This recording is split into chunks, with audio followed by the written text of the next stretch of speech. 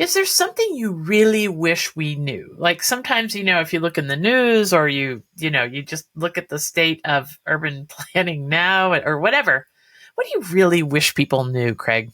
I wish they knew how serious that the challenges we face of climate change and how we are going to have to not only take climate change and mitigation seriously, but take adaptation seriously.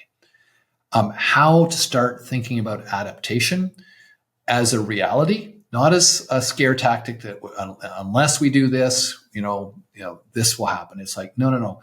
These kind of impacts are going to be increasing. What do we do as communities to adapt? For example, sea level rise. There are a number of things you can do to adapt. You can adapt to the sea level rise, like have building on stilts, because you're going to say over the years, you know what, it go up and down, up and down. For the next 25 years, we can deal with that. Or you can say, we're going to move out, like we're going to relocate those buildings out of town.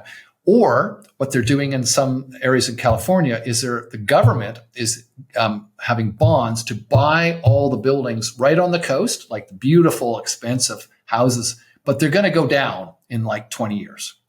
But they buy them and then they rent them out for that period of time, and the rent pays off the mortgage so that it hasn't cost anyone any money. The people get their money out and they can stay renting if they want, but they haven't lost the value of those houses. Like it's been lost, but it's been made up for by the servicing of the debt via the rent.